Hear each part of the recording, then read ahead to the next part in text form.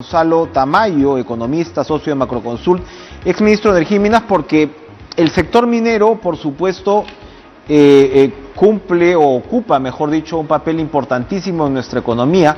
Los precios se vienen bien, los precios del cobre se vienen extremadamente bien y al mismo tiempo hay incertidumbre sobre lo que podría pasar con este rubro, y esto, por supuesto, además relacionado con el modelo de descentralización. Ayer hemos tenido a los gobernadores regionales haciendo una serie de exigencias, de demandas aquí en Lima. Pedro Castillo acudió a reunirse con ellos, hizo una serie de promesas y claro, aquí también el tema es, bueno, ¿qué está pasando con este modelo que tiene que ver mucho además con la minería?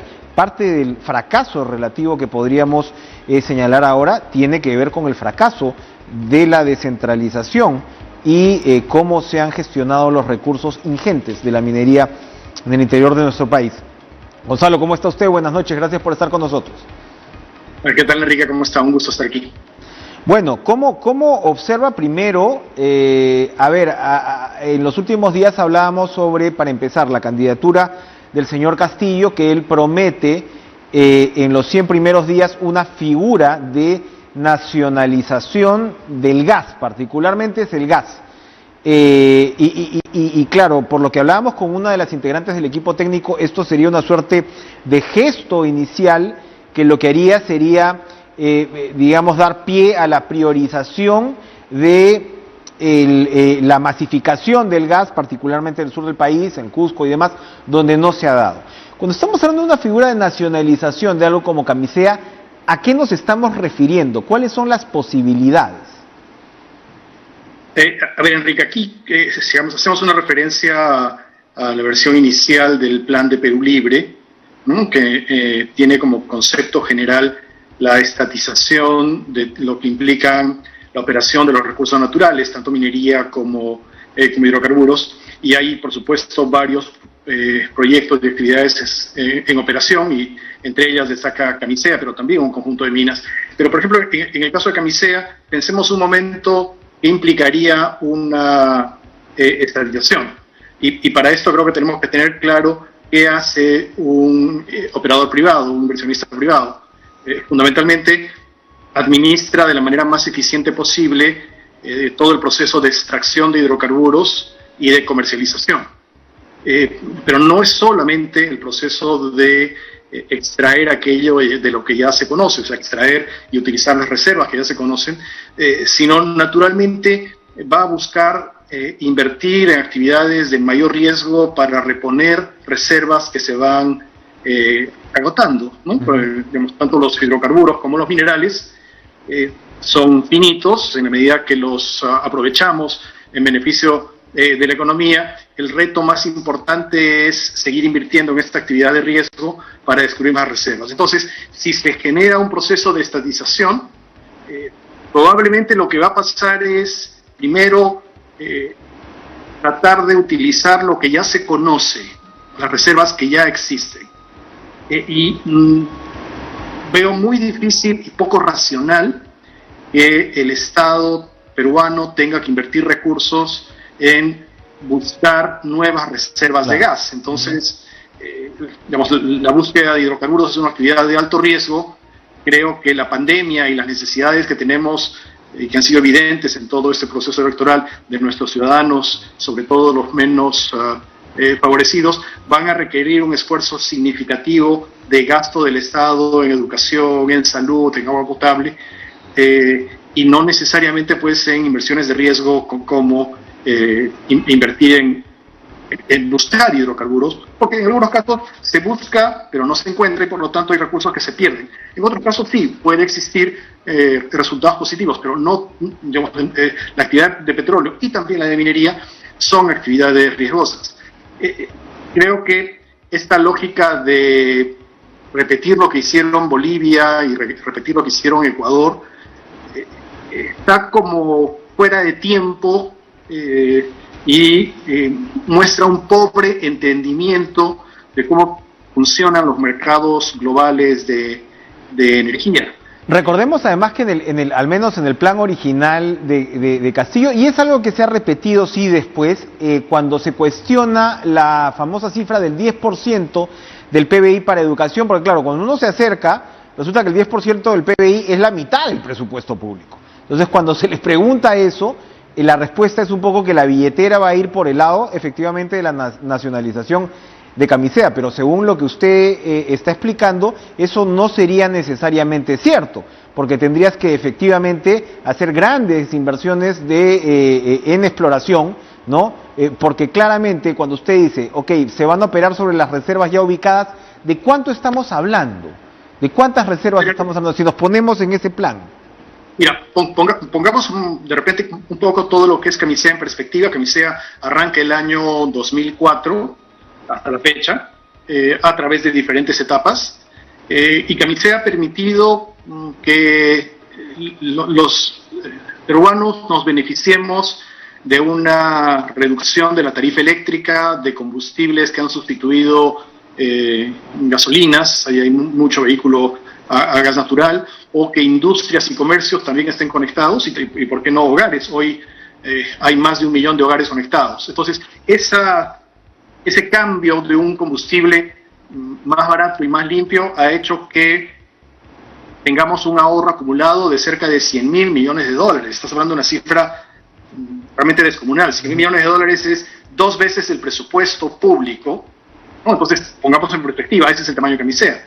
Entonces, estamos hablando de una actividad que genera ventas y por supuesto genera también impuestos y regalías. Camisea ha generado 40.000 millones de soles de impuestos y regalías desde que comenzó. Entonces, en un proceso de estatización, los impuestos y las regalías seguirán existiendo, pero repito, lo que tendrá que enfrentar un posible gobierno que quiera estatizar será un entorno internacional que los precios del petróleo no van a ser los que tuvo Ecuador en su momento, porque ese mundo no va a regresar. Bolivia se benefició de un contrato muy ventajoso con Brasil, ¿no? Pero en el fondo el efecto boliviano y el efecto de la estatización boliviana y la falta de inversión ha hecho que el nivel de reservas de gas en Bolivia caiga, ¿no? Entonces es como tratar de consumir hoy y buscar y exprimir lo que tenemos hoy a cambio de que de repente pues Bolivia tenga que importar gas en 5 o 7 años. Claro. Yo creo que eso es no entender cómo funcionan los mercados de energía, pero además de una actividad, repito, donde la inversión extranjera es muy fuerte, entonces, y es muy importante. Bien. Entonces, un intento de estatización lo que va a generar es una caída de inversión en el país, en hidrocarburos, en recursos naturales, y el Estado no va a estar en condiciones de realizar esas inversiones porque hay otras inversiones probablemente más importantes que hacer. Además de todo, hay mal timing. Vamos a ir una pausa, pero regresamos con, a ver, lo que sí parece que va muy bien, más que el precio del petróleo, es el precio del cobre. Y ahora mismo hay también, de parte de un lado, la propuesta electoral, donde se reclaman mayores atribuciones para los gobiernos regionales. Y a mí me ha impactado muchísimo este dato, que Ancash ha recibido 9.000 millones de soles solamente por canon minero y regalías en la última década, y tiene a sus 4 últimos, todos en realidad prácticamente, gobernadores regionales presos. Y eso nos habla mucho de qué ha pasado con el proceso de descentralización. ¿Cómo corregirlo? Volvemos a la pausa. Economista Gonzalo Tamayo, ahora mismo se pone en cuestión, ¿no?, la eficacia del modelo para llegar a todos los ciudadanos, y lo que se señala es que no ha llegado, no ha hecho su trabajo. Y por el otro lado, se dice con números en mano que, por ejemplo, la explotación minera ha generado ingentes recursos, miles de millones. Usted se refería ahora a Camisea, pero también todo lo que han recibido los gobiernos regionales, no solo por canon de hidrocarburos, sino por canon minero y por regalías mineras, es, como para usar un término que usted acaba de utilizar, descomunal. Y sin embargo, hay esta idea de que no se ha hecho lo suficiente.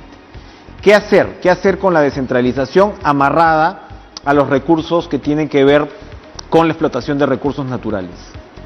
Enrique, tú mencionabas los temas de corrupción en Ancash, pero te quiero recordar que, por ejemplo, probablemente los 3 últimos o 4 últimos gobernadores regionales de Cusco, y Cusco recibe más o menos $1 millón diarios provenientes de Camisea, que financian cerca del 50% del presupuesto. Esos 4 presidentes regionales también han pasado por la cárcel, ¿no? Entonces creo que tenemos que ser muy claros. Hemos enfrentado un problema grave de corrupción, que por supuesto limita que los recursos que vienen de la operación de recursos naturales vaya a las actividades que más se necesita. Y ya cuando uno, más allá del gobierno regional, baja a los gobiernos locales, ¿no? A las municipalidades, efectivamente existe esta contradicción y limitación de que tenemos recursos y estos municipios tienen poca capacidad técnica para formular proyectos y entran en una situación de complejidad. Entonces, y no se avanza, y en su momento, cuando uno recorre el Perú y sobre todo en las zonas mineras, uno puede ver pues que las comunidades tienen una buena plaza de toros, canchas de pasto sintético, locales municipales muy muy grandes y con equipamiento de primera, a veces innecesarios y que dan pinta de otra cosa, pero les falta saneamiento, no tienen agua potable, no tienen desagüe.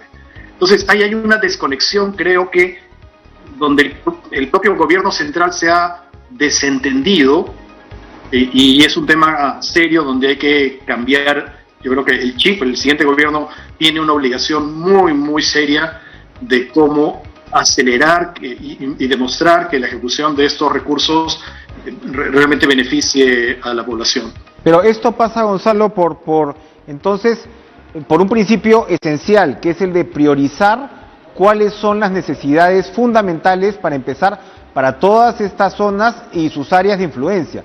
Y tú lo dices bien, saneamiento está primero en la lista, y cuando vemos cómo se ha gastado esta plata, por lo general es exactamente eso. Conversábamos con Pablo de la Flor hace algunos días, el primer rubro donde más se gasta es lo que llaman planeamiento, que ahí están efectivamente las plazas de toros, las canchas y demás, y muy por debajo están los temas de saneamiento, y más por debajo todavía los temas de salud. Es decir, el Estado central tiene que reconcentrar determinadas labores y priorizarlas, porque acá lo que se está pidiendo es todo lo contrario, es más bien que sueltes un poco más todavía la facultad de los gobiernos regionales. Creo que reconcentrar sería un error, además sería una fuente adicional de conflicto.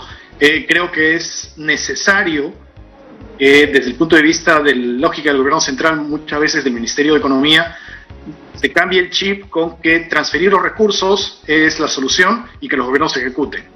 No basta con eso. Y creo que la realidad muestra que ese tipo de estrategias nos han llevado a la situación en la que estamos. Es un fracaso en la administración de eso. Eso requiere, repito, un cambio de chip en la forma como desde el gobierno central se ayuda a que las situaciones donde ha habido descentralización, porque no tiene sentido revertirla, efectivamente busquen que se solucionen los problemas de la gente. Tú mencionabas, por ejemplo, una cosa que es muy importante.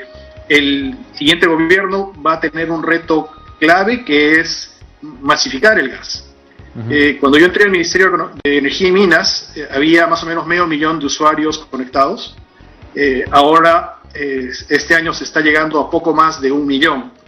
Fundamentalmente porque se utilizaron algunos mecanismos que permitieron romper inercia y romper barreras de acceso, bonogas, ¿no? Y el bonogas ayuda a que más gente se conecte, pero los retos grandes en términos, por ejemplo, de masificación de gas siguen estando en la sierra. Claro, ¿no? claro. Se nos ha terminado el tiempo, pero una cortita. ¿Es viable la propuesta que, por cierto, ha repetido Keiko Fujimori de repartir parte del canon directamente a los ciudadanos, a las personas? Porque incluso un nuevo asesor de ella, como Rómulo Mucho, no parece muy convencido del tema. Siempre repartir dinero tiene dificultades, y por ejemplo en Camisea o en la zona de Charate, en la medida que venía el canon, y el Charate originalmente era un sitio relativamente pequeño, y como venía el canon hubo mucha migración hacia la zona de Charate. Seguramente un mecanismo de distribución de recursos de efectivo del canon también puede generar estas situaciones de migración. Esa es la parte negativa.